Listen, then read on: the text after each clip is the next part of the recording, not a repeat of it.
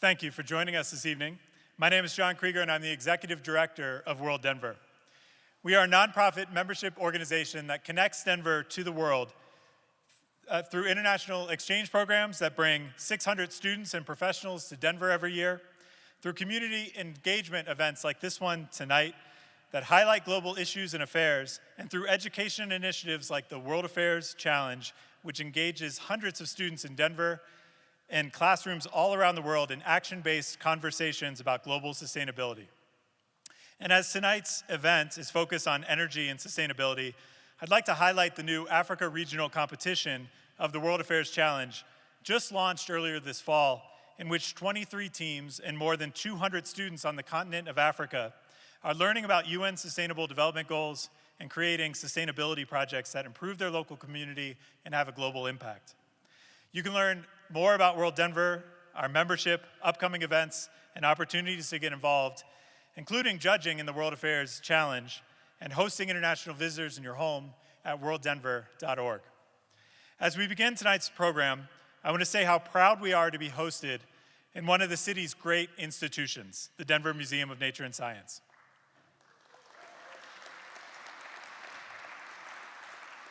And we are so proud to partner with the museum's Institute for Science and Policy, as well as the Atlantic Council, one of the premier research and policy organizations in the US and in the world.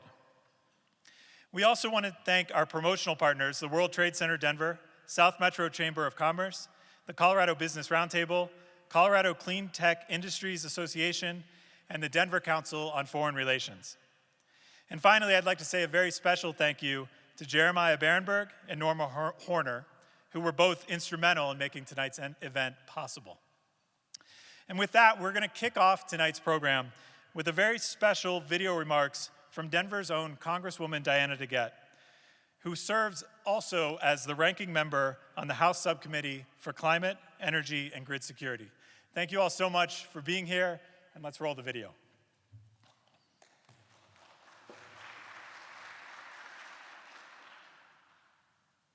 Hi, I'm Congresswoman Diana DeGette. I'm glad I can help kick things off today, both for the audience in person and also everyone joining online. I wish I could be there in person, but I'm sure you're going to have a great conversation. As all of you know, climate change is the defining issue of our time. It's an existential threat that we're already experiencing the growing impacts of. This summer was marked by extreme wildfires and heat. Globally, we face erratic weather and oppressive conditions that are pushing humanity to the brink, and we must act. Fortunately, we know how we can stave off the worst effects of this crisis, and that's by transitioning to clean energy. By rapidly transitioning to cleaner forms of energy, we can lower our emissions and buy more time as we develop the technologies that will get us to net zero in the very near future. I'm so proud to represent a state and a region that are leading the clean energy transition.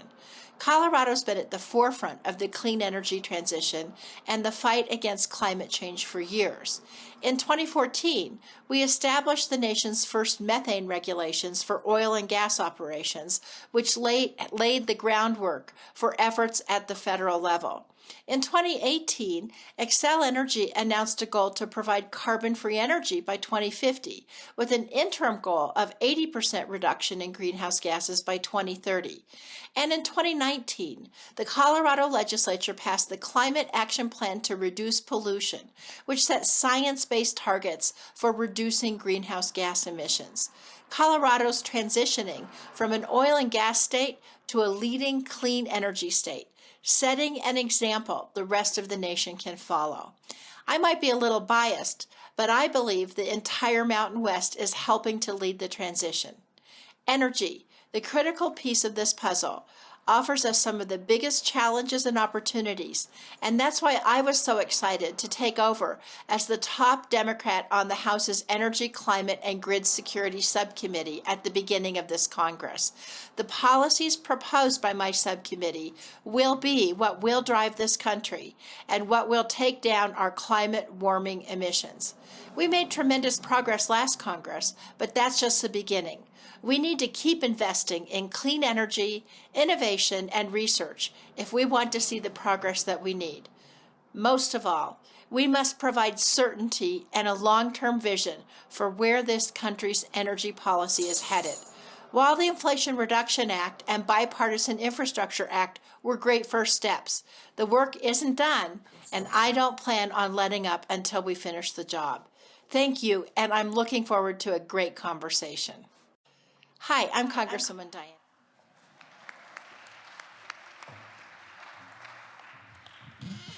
Hi, everyone. Welcome to the museum, both in person and obviously virtually. It's great to have a big audience joining us tonight. I'm Kristen. I work at the Institute for Science and Policy. We are a project here of the Denver Museum of Nature and Science, and thrilled to be partnering with both the Atlantic Council and WorldDenver on tonight's event.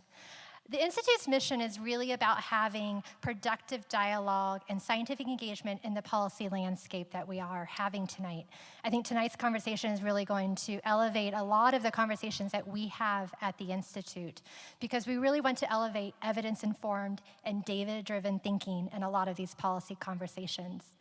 We've been around for a little over 4 years now here with the museum, trying to figure out what is that sweet spot that we have in bringing people together to the table where we can bridge divides and we can really work on some of these really hard social and societal problems. So we work on issues related to climate change and the energy transition. We work on natural resource issues, public health. And a really critical one is the human and social dimensions of our lives, because really it is all about people in these conversations. For us, that means we think about the role that biases and values play, the role that our own belief systems, self-interest, and politics plays in these conversations. These are things that cannot be ignored, especially when you're interested in having evidence-formed and science-driven decision-making here in our state. We have a great and amazing opportunity here in Colorado. There is a lot of fascinating things happening every time I turn around. And I think we're going to hear about some of them tonight, both in Colorado but in the Mountain West here. So tonight's event embodies many of these conversations about what does it mean to create this really thoughtful vision for a sustainable global energy future. Whether it's discussions around a wholesale organized market and how we are thinking about that balanced portfolio where we can bring on more renewables to our grid. Or there are fascinating things like the Colorado Clean Power Path project. I probably didn't say that right, Jack, but the idea that Xcel is building this major transmission connection corridor down through the Eastern Plains where there is a lot more abundant solar and wind. And how is that helping to establish a more greener grid that we can have here in Colorado? I've been following a lot of interesting conversations around battery technology and storage. Iron, air batteries, right? Which is pretty much rest and then reversing the resting. But the beauty about this battery technology is, in addition to it using iron, is that it has, I've heard, up to 100 hours of storage, which is really what we need to think about when we think about the intermediary of solar and wind on our grid and how do we create that storage. So I'm really excited to see all this technology happening, but I'm also quite aware that there's a lot of people behind all this. And some of that is some of our communities here on the front lines, communities that are also facing an energy transition, whether that's our coal communities here across Colorado. And how are we thinking about bringing all the people along as we think about transitioning our energy systems in order to solve climate change? We know we have to solve climate change. It is one of the most pressing issues of our time right now. The science is really clear that we have absolutely undermined what our Earth operates in and will for a long time. And so that means we really need to have a lot of thoughtful people and all these people at the table having these conversations about what it is that we do, because there's not an A leader in solving climate change. It is a wicked problem. It is really, truly a pack of leaders. It's governments, it's organizations, it's businesses, it's researchers, it's people. It really is everyone in this room coming together to put their minds together. That means there's not a clear, easy solution. The path is quite messy. There will be mistakes. There will be false starts. But I do really think it requires all of us really thinking about the guardrails that we need as we transition. What are the new innovations that we can bring online? How are business operation and business models changing? What are we doing to adapt ourselves our behaviors? What are we doing to adopt it and really be open to new ways of doing business and really thinking about the future? So I'm quite thrilled. I know many of these people speaking on tonight's panel and admire all of them in the work that they do. And we are going to have a really fascinating conversation who is led by this lovely human who I've gotten to know recently in putting this event together. And she's going to lead us through a really great conversation. So I'm really pleased to welcome Jennifer Gordon. Jennifer is the director of the Nuclear Energy Policy Initiative at the Atlantic Council's Global Energy Center. She also runs the Atlantic Council's Women in Energy Climate Fellowship, and she's going to be our lead discussion and host for tonight. So join me in welcoming Jennifer and our panel, who she'll introduce in tonight's event.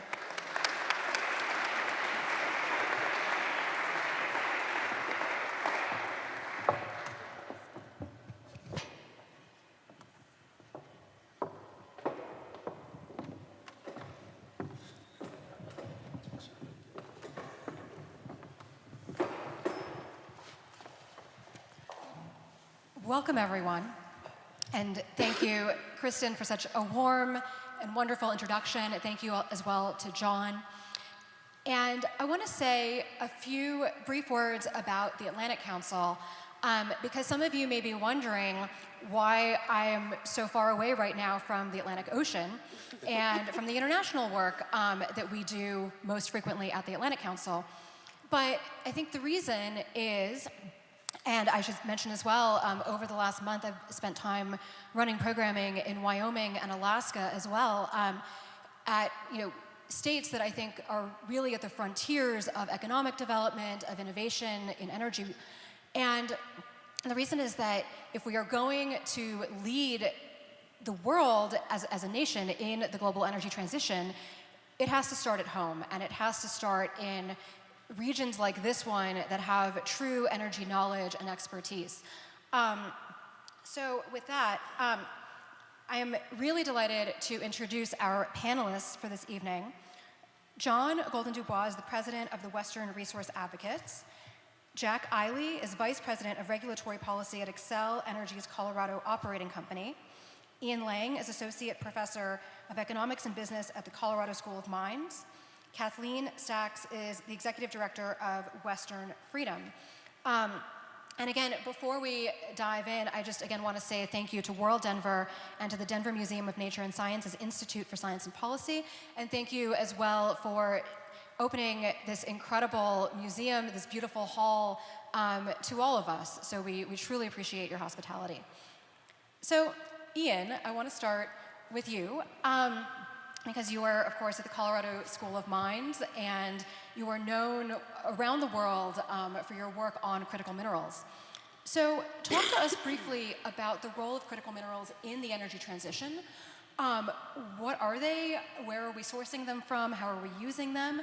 And what are maybe one or two key takeaways that you would want a well-educated but perhaps non-energy nerd audience to take away from this? I'll do my best. So generally, critical minerals have been called something called minor metals for a long time. They're generally produced with other bigger metals that you know of, like iron and copper. And they were sort of almost like a byproduct, a throwaway of a lot of that kind of mining, but they have special characteristics that really help in different technologies. And so the reason that they're now critical is that they have characteristics that really help.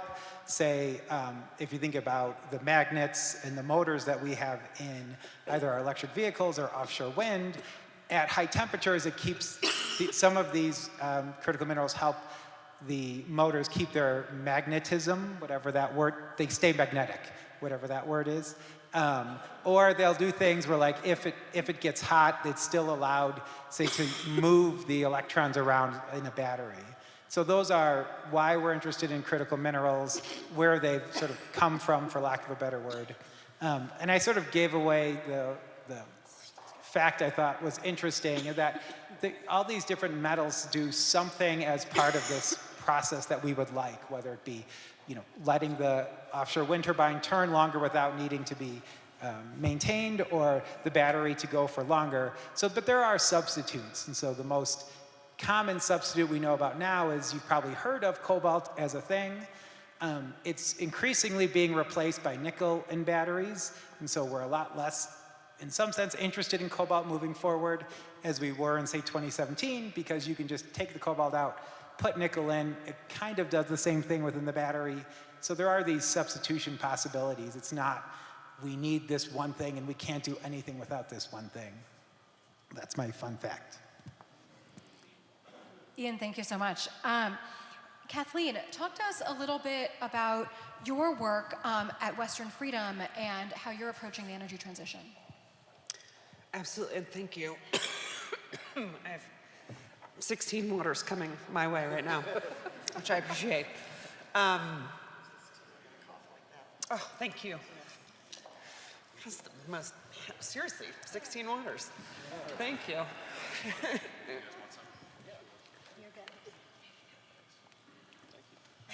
Okay. Thank you, everybody.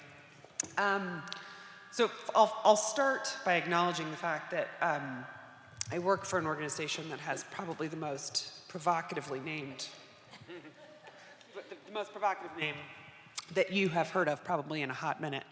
And there's a reason for that. So Western Freedom is, we're a campaign working on regionalization of the Western electricity grid.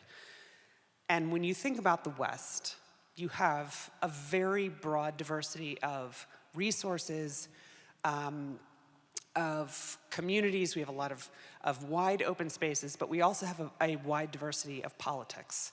And so from a campaign standpoint, I needed a name for an organization that was gonna get me to be able to walk into the room in Wyoming and Montana, just as much as it was gonna, actually my friends in Oregon and Washington give me very skeptical looks, but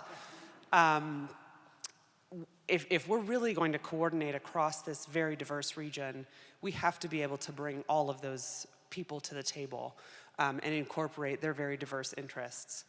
So we are really working towards getting utilities and stakeholders and regulators and administrations across the West to work together to ultimately end up with a system that provides much more efficiency, provides a more cost-effective system that can incorporate more clean energy, that can accommodate the increasing amount of electricity that we're going to need as we look at the electrification of the transportation and the building sectors. But that we are also supporting the communities across the West as well. And so you often see a lot of these diverse resources in places where there are smaller populations. And those resources need to serve the places that have larger populations. And so that takes a lot of coordination, it takes a lot of trust, it takes a lot of working together across a very diverse set of stakeholders. And so Western Freedom is in place to help bring all of these different voices together to try to find ways to maximize the footprint of this market construct. And we're bringing the voice of the large commercial and industrial customer to that conversation. So think some of your data centers, think some of your mining companies, retail, manufacturing. All of these companies stand to benefit either from a cost, well, not either, it's sort of all-inclusive, from a cost perspective, from a reliability perspective, and from a climate perspective. Many of these companies have corporate sustainability goals that they want to achieve 24/7 carbon-free energy by next week. And it's really hard to do that, especially in a place like the West, where we don't have an organized system where we can more cost effectively and more efficiently work together. So that is really what we're focused on. And these are exciting times. Kathleen, thank you so much. And I want to kind of stay with that notion of, I think how much things are changing in the energy mix. And Jack, I want to go to you because Xcel Energy is a utility with more than half of its electricity generation coming from carbon-free sources, so biomass, hydroelectric, nuclear plants, solar, and wind, with the remainder of your generation coming from fossil fuels. So tell us more about what that effort to increase carbon-free generation looks like from your perspective as part of the utility. Thank you. So Just real quick, Xcel Energy, I work for Xcel Energy here in Colorado. I mostly focus on Colorado issues, but we do cover 8 states. We have about 3.6 million customers on the electric side, 2 million on the gas side across the upper Midwest, Colorado, Texas. So I do primarily work in Colorado, so I can definitely give you a flavor of that. Primarily, it's been a time of tremendous change in this industry. There used to be stories, if you go to the utility industry, you're gonna have a really boring career. That is so incredibly wrong, I can't even believe it, actually. And just to put numbers on that, I originally started in 2005 with the company, and at that time, we were roughly 20% clean energy, and 13 of that 20 was nuclear. And we were 80% fossil, somewhere around 50, 60% coal, the remainder gas. By 2030, in a few short years, that's right around the corner from a planning perspective, we'll be exactly the opposite. We're going to be about 20% fossil, most of that'll be gas by that time, and more than 80% renewable. So the pace of change is just tremendous. I'll quote Representative DeGette, I may be biased, but if the world were able to accomplish, and by no means are we doing it all alone at all, but if the world were able to accomplish that type of transition and that type of reduction, we'd be having a totally different global conversation on climate change. So it feels exciting, it feels like a ton of work, it feels like a ton of stakeholder engagement, a lot of listening to your customers, a lot of working with technologies and markets to enact these types of changes that were, I pinch myself every day about really how fast it's actually going on the power sector side. Jack, thank you. And John, the name of your organization is maybe slightly less provocative than Kathleen's, but tell us a little bit about what Western Resource Advocates does and what are some of your key priorities? Sure, thank you. Western Resource Advocates is a nonprofit advocacy organization that works across 7 states in the Western U.S. to fight climate change and its impacts. So we're a policy creation organization, so we work for 3 major goals by 2030. The first is to reduce climate warming emissions consistent with the science, and to see utilities in particular to reduce their emissions by 80% by 2030. The second major goal that we have is to protect and connect 30% of Western landscapes by 2030, and the third and final of those goals is to drive reductions in use of Colorado River water by 25%, so we protect our rivers for years to come and for future generations. One thing that is critical about our work is that we're not only seeking environmental and conservation outcomes, we're also seeking to use what we do best, which is create policy to drive equitable outcomes for people around the region. John, thank you. And Ian, I'd like to go back to you, and I think Kathleen hinted at this, or kind of previewed this a bit, but in addition to the different resources of the various regions in the United States, we also have to look at regional electricity market structures. So tell us a little bit about market competitiveness and the regulated versus non-regulated electricity markets, and the extent to which these sort of differing structures have an effect on the speed of the energy transition. Okay, happy to. Yeah, so in the general mosaic of electricity regulation around the United States is very state-based, and in some states they decided to sort of separate out the cost of generation from the price that's paid by consumers. Colorado did not. There are some, Colorado State, a regulated state where Xcel goes and asks the Public Utility Commission, what price can it charge given its costs? And in other states, they have basically anyone who wants to come in and generate. We have sort of an auctioneer who's up there saying what can go and what can't go. And if you can beat everyone else's price, great. If you can't, your problem. And so that's kind of the deregulated markets in a lot of ways. And in some sense, it's a double-edged sword. So deregulated markets, you can really kind of bring private capital to the forefront. If they think they can make money, they go build it. They don't have to they get much less permission. And so if you look, say, where are renewables being built, it's largely being built California and Texas, 2 large deregulated states. They're A, large states. So is it biased by the size? Possibly. But in general, if you look where these kind of new technologies are being built, it's in the deregulated states with private sector money.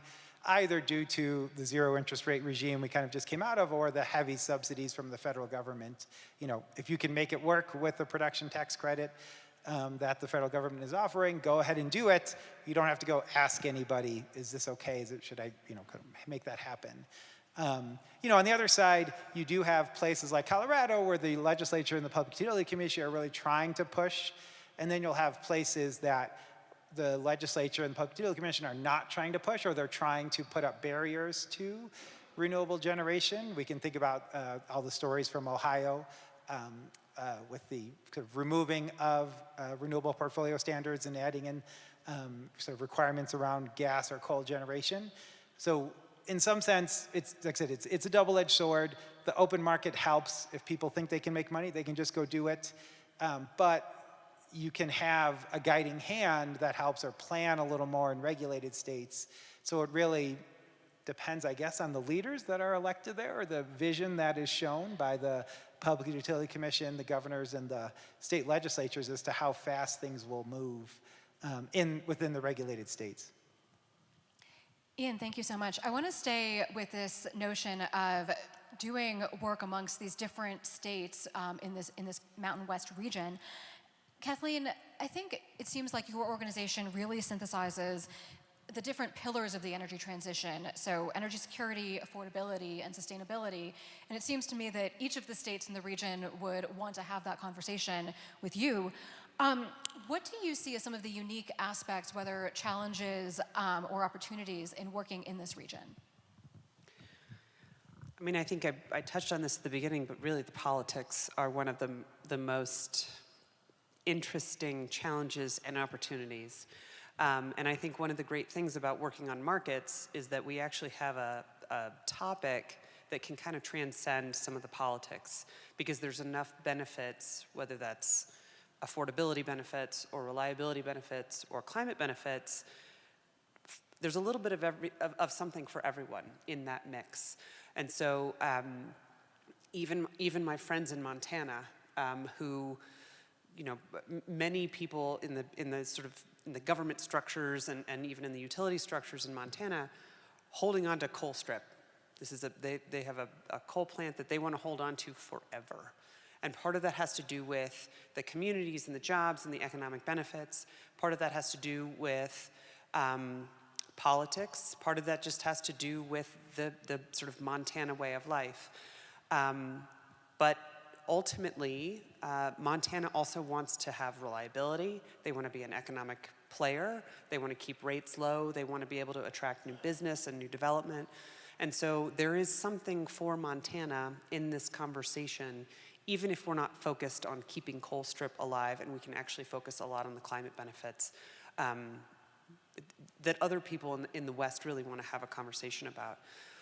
So I think, from our perspective, bringing this business voice to the conversation really enables a lot of these conversations to happen in places where we might not be having the same, we may not be able to talk about climate as the primary driver. Economics can be the primary driver, and we're still going to end up in the same place. And I think that's a really important part of what we're working on. So I think there's, we're seeing a lot of momentum, and I think we're seeing a lot of engagement from stakeholders who have not really participated in some of these conversations before, and I think that's really exciting. We're getting more conversations from an environmental justice standpoint. We're having a lot of conversations with consumer advocates. We're having conversations with conservation groups and developers and all kinds of energy users and different businesses who are really interested in the sort of three pillars that we're working on here. So I think those are other opportunities that are really exciting in the work that we're doing. Thank you, Kathleen. And I want to stay with you for just one more moment. Can you talk to us specifically about the challenges of building an integrated grid in this region?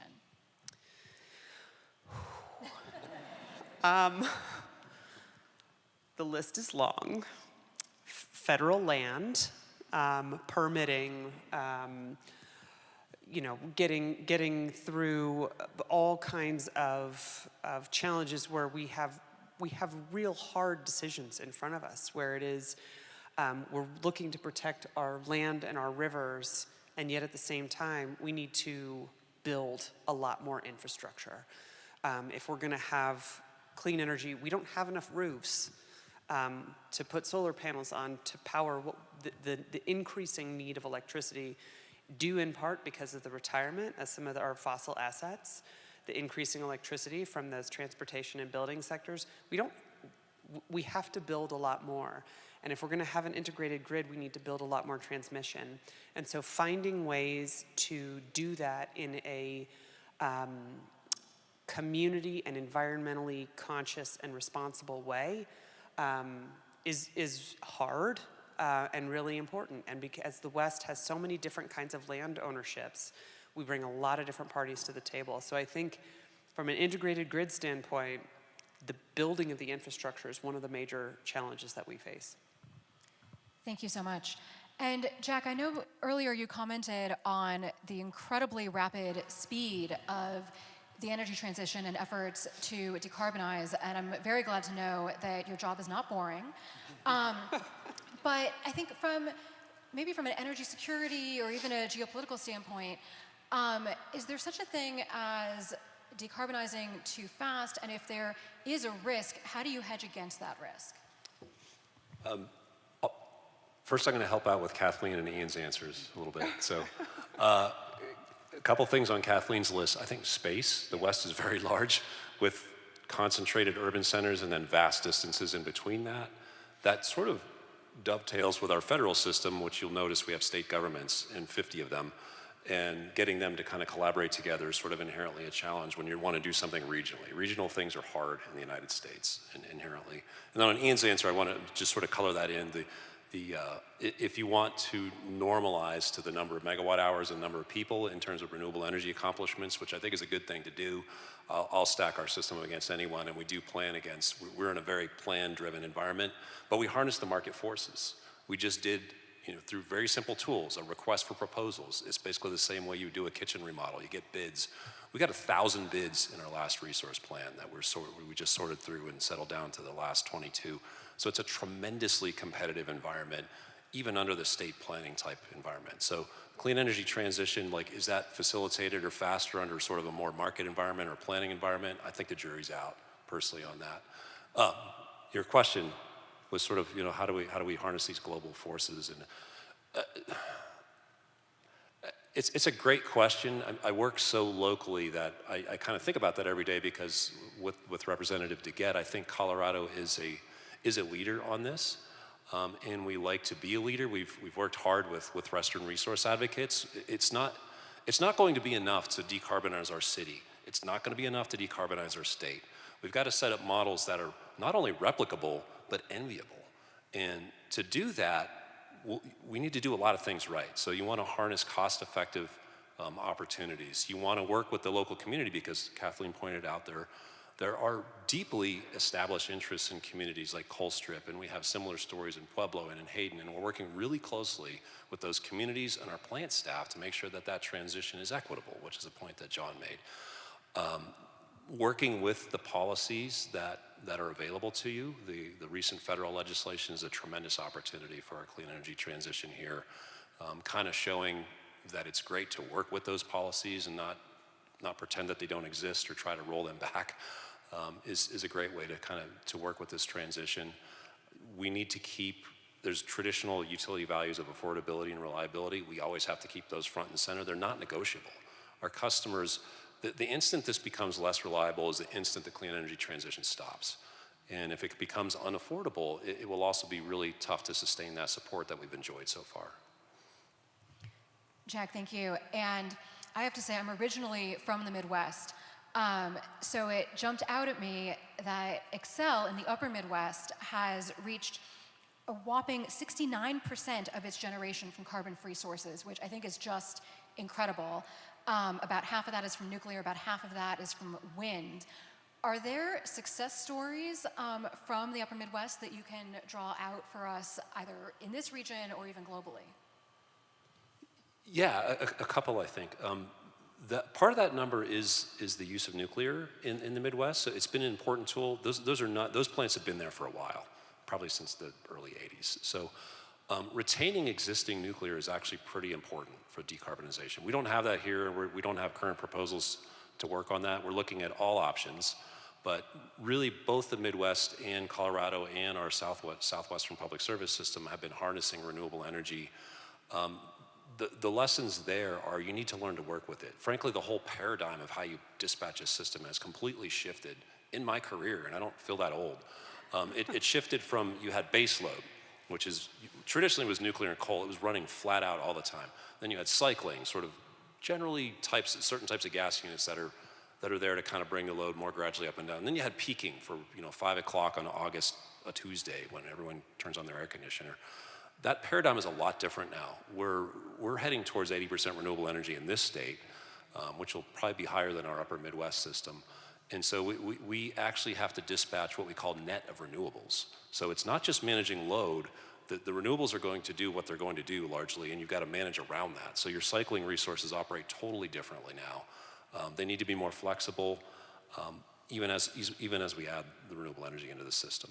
So there's a lot of dynamics there that have to be planned carefully. Jack, thank you so much. And you've mentioned coal and a number of others, and Kristen as well, talked about coal communities. So John, I want to go to you because I know that Western Resource Advocates is doing a lot of work on moving from coal power to cleaner generation sources. Could you talk a little bit about your work in that area? Sure. The imperative of climate change requires that we move as fast as we possibly can to reduce emissions, carbon emissions and carbon equivalent emissions as quickly as we possibly can. And as we embarked on a set of strategies to figure out, well, what are the policies and what are the tools that can drive this transition the quickest, we thought a lot about how we could harness the power of big institutions and institutions where there were a lot of carbon emissions. So we looked at the utility sector right off the bat. So much of our work has focused on figuring out how we align financial incentives with dramatic reductions in emissions.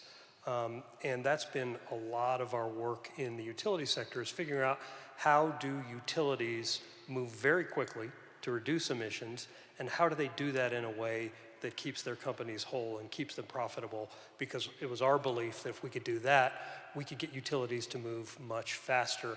This strategy has been incredibly successful here in Colorado in particular, but also around much of the West. I would say Colorado has been a real leader.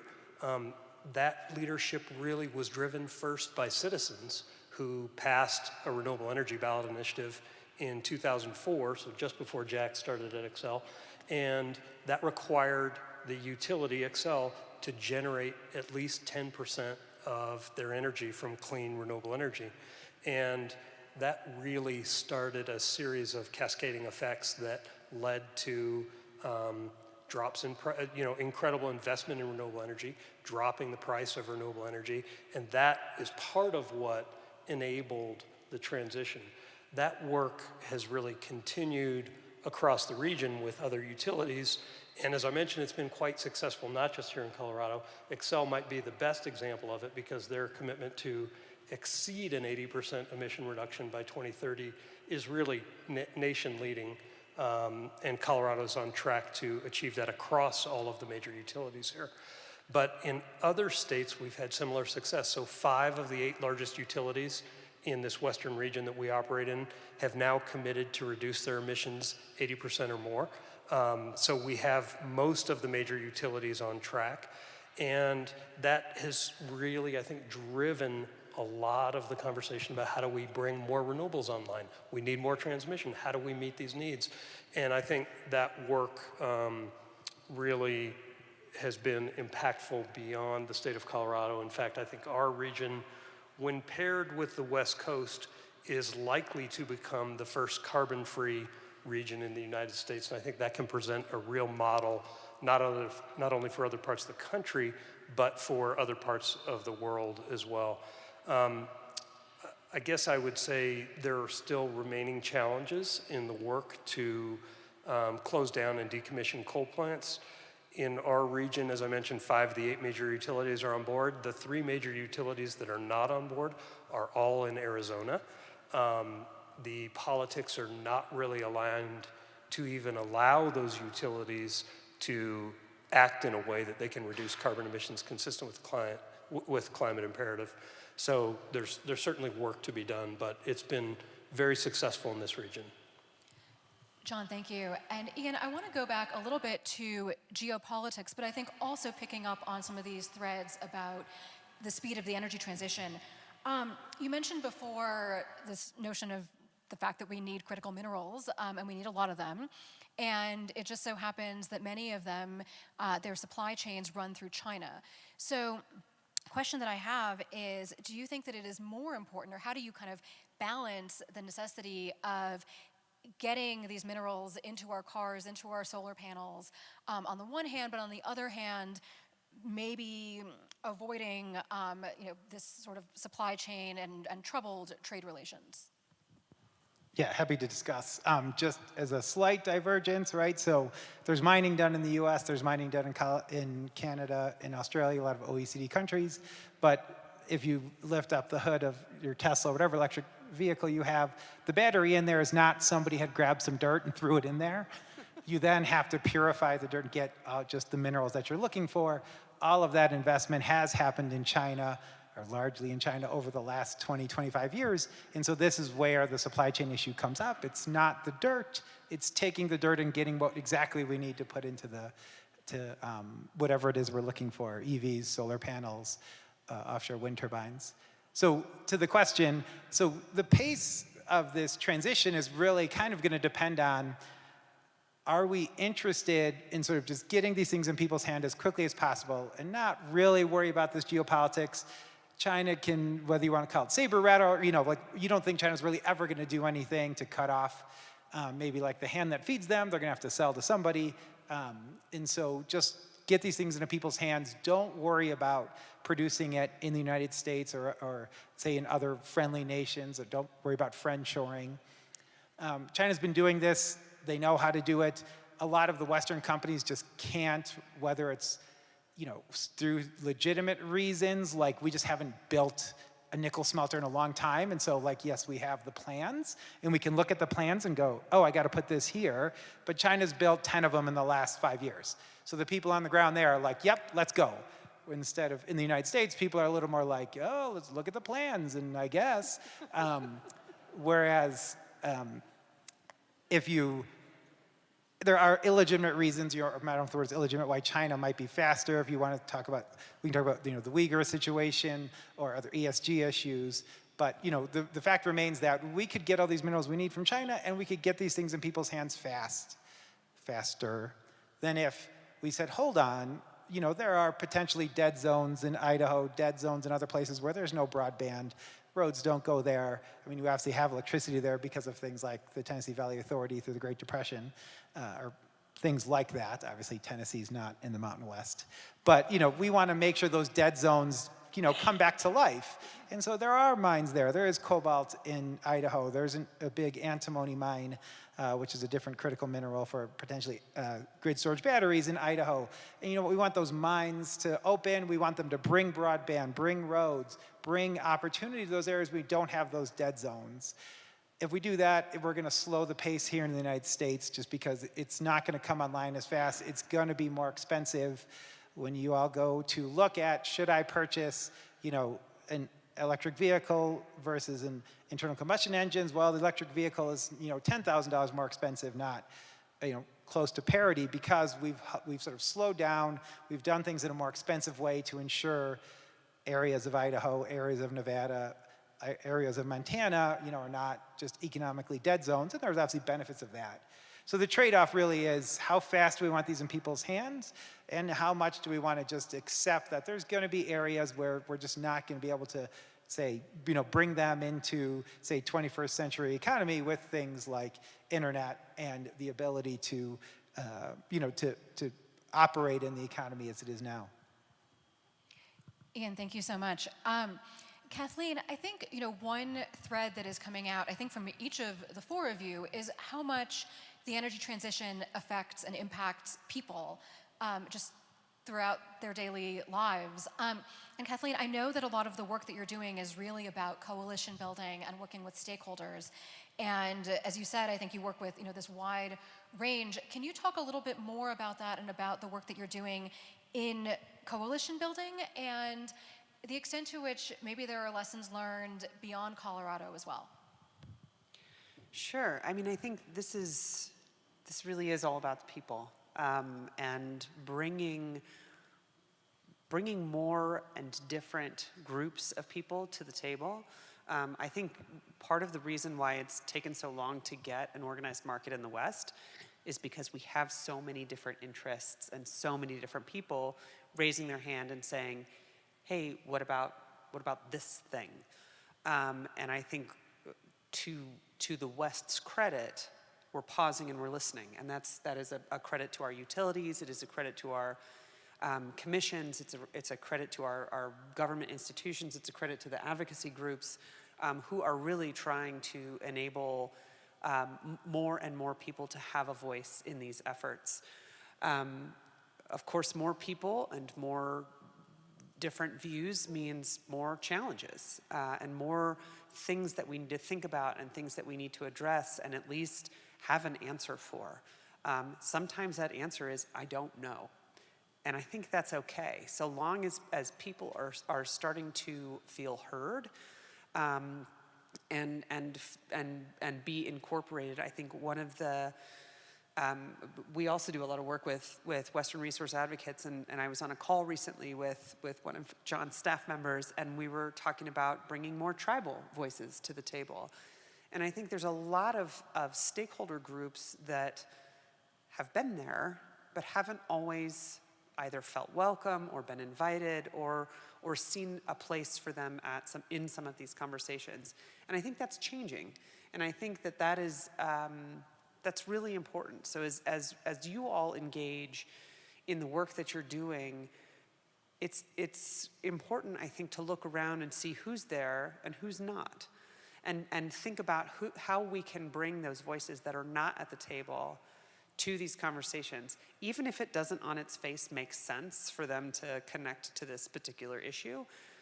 There are different interests, and I think just checking in enables us to have a much more robust set of solutions, a lot more creativity in the paths that we're exploring to solve some of these really, really hard issues. And so I think, we're bringing the business voice to the table, which I think opens up a lot of different kinds of opportunities and conversations with people that may not have been involved in these discussions before. And I think that's something that can be applied to all kinds of different climate conversations, even those that may not come at the climate conversation in the way that we're coming at it today. There's different ways to think about it and engage. So more is better. Kathleen, thank you so much. And I want to stay on this idea, I think, because Jack, you've talked about working in these very different states. And certainly at the Atlantic Council, we talk all the time about how the energy transition, for example, in sub-Saharan Africa, is going to look very, very different from what it looks like in Central and Eastern Europe.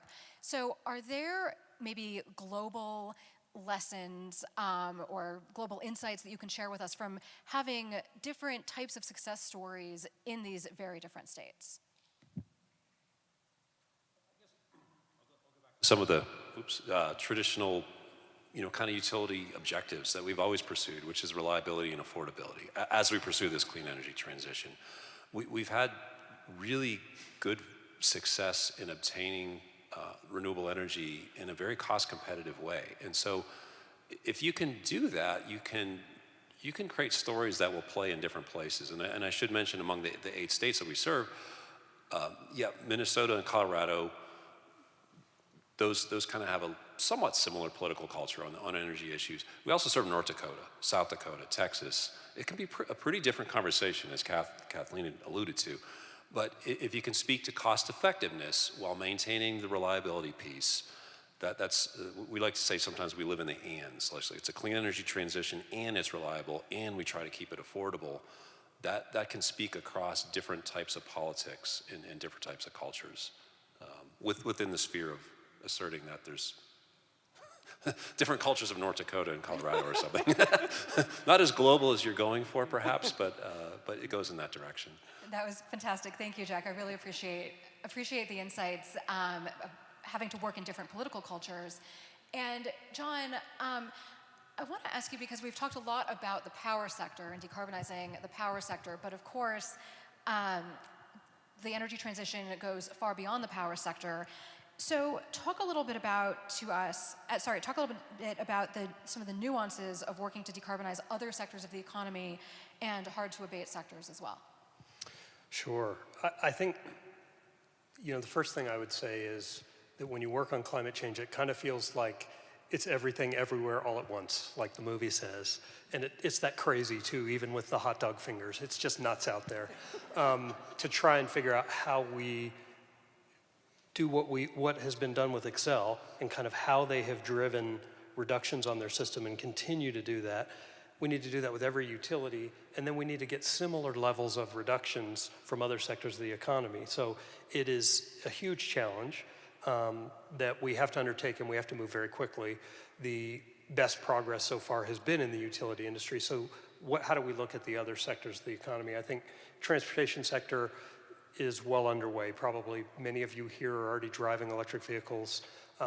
There's a lot of work to do there still, but this work has been driven primarily by California in the United States, but other governments in other places have been much more aggressive. So in Europe, they're phasing out the internal combustion engine more quickly than even California is proposing. In some of the in Norway and Sweden, half of all cars sold today are already electric vehicles. So there's some real progress and real speed is being made. Real progress and speed in the transition is evident because the product is getting better and better and is getting to be superior than the internal combustion engine. So I think there's a lot to drive that, but I guess I think about it in the same way I think about Xcel. If Xcel Energy can generate 80% of carbon-free electricity, then other utilities should be able to do that. If the countries in Europe can transition fully to electric vehicles by 2030, then other countries should be able to do that. So that kind of those two things feel like we're not there yet. There's work to do, but we're kind of within reach, and we can see the progress and how that's going to result in substantial emissions reductions. Other sectors are a little more challenging. The building sectors, we're working with Xcel right now on some of their efforts and our efforts to drive faster electrification in the building sector. It's now becoming quite evident that it's cheaper to build a new home that is all electric than dual fuel homes that have electric and gas in them. So that kind of seems like it's a real turning point within the economy. But there's still a lot of work to do to figure out how do we take every single building in this country and around the world and repower them from gas heating to electric. So there's a real challenge there, and that is a state-by-state slog. Xcel Energy was the first utility in the country to be required to and to file a clean heat plan, which they did in early August of this year after passage of a bill in 2021 to ensure that they would meet those standards. That will require them to reduce their gas emissions on their system. So the gas we use for home heating and cooling, other purposes as well, by 28% from today's levels by 2030. So, but that's leadership, and not everybody's doing it. I think one other state now has a clean heat law. Others are looking to replicate, so there's a lot of work there. And then there's, as you talked about, Jennifer, what we call the hard to electrify and hard to serve industries. So if you look at aviation, if you look at cement, which has its own emissions in addition to the carbon emissions, if you look at steel, some other manufacturing sectors, there's a lot of work to do there. And mostly kind of what seems to be happening is industry is pushing back really hard on efforts to ensure that they change their processes in order to reduce emissions. I understand that. I understand why they're pushing hard in those arenas. But I think we have to be both more creative. We have to demand that industry is more creative. But we also need the same kind of policies that brought Xcel and other utilities to the table to force some real changes within the industry, because that also forces innovation. And I will add, there's a lot of money on the table right now. There's $100 billion on the table from the IRA just for clean hydrogen. And so there are opportunities, we need investment, we need innovation, but we also need to require industry to kind of step up and begin to move in some of these harder to electrify and harder to serve sets of industries. John, thank you so much. And that actually tees up my last question for the panelists. And then I would like to open it up to the audience for a little bit of question and answer. But I'd like to ask each of you in maybe 30 seconds each, what is at the top of your policy wish list as you look forward perhaps to the next decade or so, again, to hit our 2030 and then ultimately our 2050 goals? This is super easy. It's a carbon tax. It's by far the easiest way to make this happen. Lots of different emission sources. Don't go picking winners, because they're probably going to end up being losers. So just put the money out there, say whoever can get there gets it. I wasn't thinking it was easy. For my work, there's some changes that need to happen in California to some of their structure for enabling market construct change that will enable California to participate in a market with the rest of the West. It's 40% of the load in the West. It's a huge part of it. We want them to be at the table. We want the rest of the West to be able to sell power into California. It's going to enable a whole lot more clean energy build out and less curtailment of renewable energy. So that's my top wish. I can go with Ian on the climate policy, having a comprehensive U.S. climate policy. I tried to work on that for 10 years and just utterly failed. So I'll go to I think continued technology development. In particular, we need better pathways on a clean, firm resource that we can use on the power system to go not only supply today's power, but the frankly multiplications that may be needed to do the heating load and the electric vehicle load that we're looking at. We don't have the solution to maintain that reliability. We're still very reliant on natural gas, less so on an energy basis, but equally so on a real-time occasional use basis for long periods of time when we don't have much renewable generation. We still have episodes where there's basically none on the system. So there needs to be a backup system. We don't have the solution figured out for a zero carbon backup system. We're trying several different things, but continue to develop those answers I think is super important. So I loved Ian's answer, but I know I'm not taking issue with his answer in terms of it's easy that it's a carbon tax. I think politically it doesn't seem like that's going to be reality. I think it is the purest and simplest way to actually arrange the market so that it would incentivize the right things, and I think incentives are critically important. I would say that when you look at what's happened thus far to address climate change, we've been able, through state policies alone, to reduce emissions in this country by about 28%.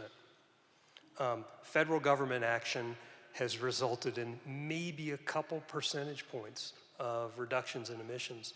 So I would say state policy, since it's, when you're in fundraising, people tell you, wherever your last dollar came from, that's where your next dollar is going to come from. I think in some ways the same thing is true on climate change. Wherever our last reductions in emissions came from is where our next reductions in emissions are going to come from. So state policies that address these, unfortunately, sector by sector, is the way I think it's going to have to go. Taking best advantage of the federal resources from the IRA gives us a real opportunity to continue that progress and to drive down emissions dramatically. John, thank you so much. And I have to say, I'm very impressed at how different each of your answers are to this question, but I think how each one drives us towards a more comprehensive and more sensical climate policy and decarbonization policy. So with that, if you have a question in the audience, yes, I see someone in, I think, the fourth row, and another hand also just went up. So please, for the sake of those watching on the live stream, please say your name and then ask your question into the microphone. Oh, thank you. My name is Kurt Fried. So we've been very grateful to Xcel for the promoting rooftop solar, giving us, I think, Xcel and the feds giving us about 70% reduction in costs. And is that kind of program continuing, or is the reduction in price of solar collectors sufficiently low that you don't need to incentivize? There's a lot there. The federal government has continued the investment tax credit through the IRA, I think most recently, so I think that continues. The direct incentives through our program incentives have mostly rolled off over the last few years as rooftop solar has mostly taken off without needing that necessarily. We were actually having increasing amounts of that penetration without direct incentives. There is a retail rate policy that's pretty attractive for solar panels. That's probably going to evolve because it doesn't do anything for battery storage on the home side.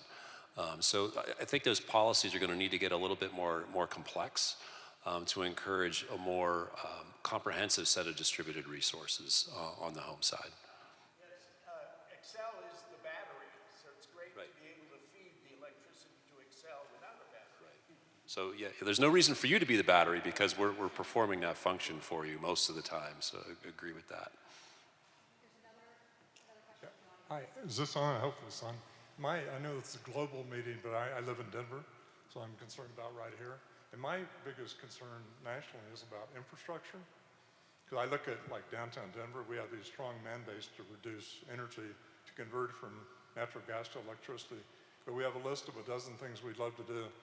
And Xcel said they can't support any of them, including EV vehicles in a building. They can't support one charging station.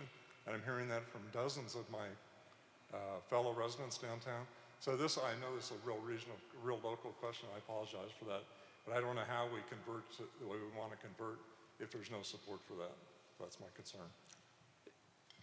It's a fair concern, and I will concede that we've had some struggles with some interconnection. It's not any sort of policy opposition to those activities. It is infrastructure. You started off with exactly the right hypothesis. And the infrastructure is aging. The infrastructure is not built for the multiples of load that may be seen, especially with electric heating. Electric vehicles are much more manageable. You can kind of move that load around. All of our policies have encouraged that. We've definitely been encouraging electric vehicles. I'm the policy witness on the last 2 electric vehicle plans. But building the basic infrastructure, the distribution backbone needs to be bulked up for some of those things, which is making it more challenging to do some of the interconnections in local areas. But we're definitely focused on it right now. I think we have time for one last question. Hello, hi, my name is Nick Denegri. I have a question follow on about EVs and alternatives. Zero car city, you mentioned Europe, you mentioned the mines in Idaho and kind of all the bottlenecks around EV infrastructure. So you go to pick your Scandinavian city and it's kind of zero car. I live in Goldin, it takes an hour by bus to get downtown. So Martin kind of carpools with me, and yeah, maybe a little bit of insight there in Colorado. Sustainable mobility.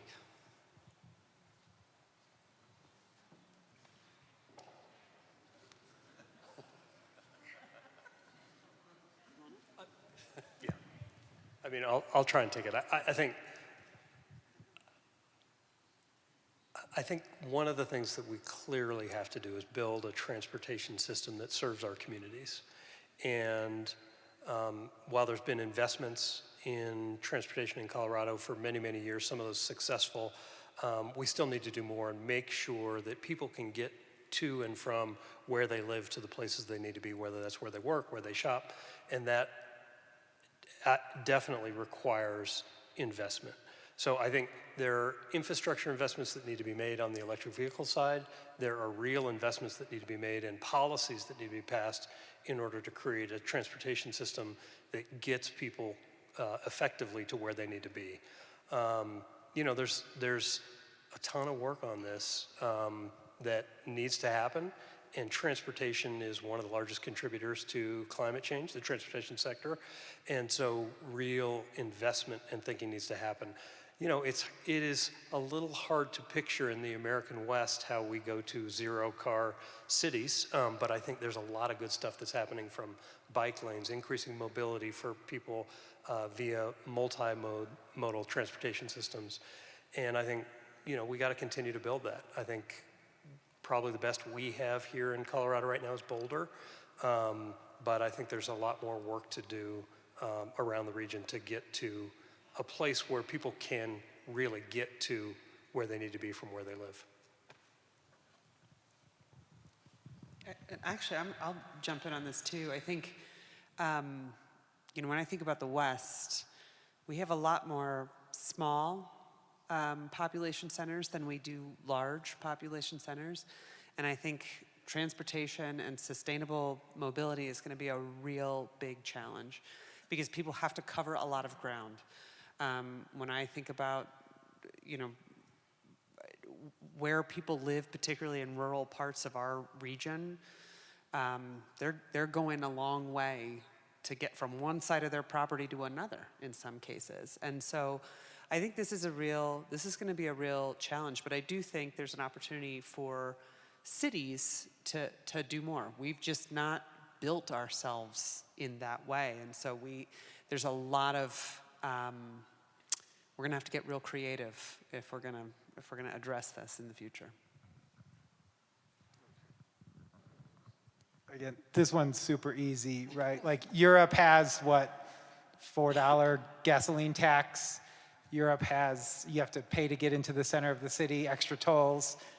If you want it, just put the price on, people will adjust. Again, politically maybe not, but the answer is pretty clear. Do we want a response from the utility on keeping things affordable, or? On a $4 gasoline tax, no thanks. I think there's a lot of it, sort of isolated efforts going on. I want to give a shout out to the city of Denver. They have a pretty cool electric bicycle support program that's been very successful, award-winning. We have programs for electric vehicles that are, yes, there's some for cars, but they're definitely looking at buses and other parts of that. I kind of wonder if in the West or in the West of the U.S. or the U.S. in general, do we need like a really shining success story city to like show that this is attractive? Because you're kind of asking people to change their habits, and that's hard. Like I ride my bike to work a fair amount. Most people aren't going to do that in the city, not in Denver. It's kind of terrifying sometimes. Really, it is. Like it's dangerous sometimes. You're not going to necessarily attract people to do that until we really substantially change the infrastructure.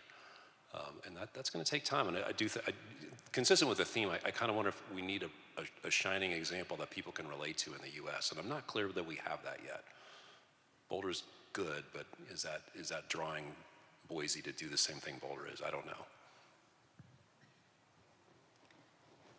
Well, I think, unfortunately, that is all the time that we have left. But this has been a fantastic conversation and truly a wonderful panel. And I think I like ending on the note that we need to find a great example that we can all look to as we move forward, again, to a more decarbonized future. And I want to thank, again, our hosts at the Denver Museum of Nature and Science and our partners at WorldDenver. And thank you all for being such a wonderful in-person and also virtual audience. And please join me in thanking our panelists.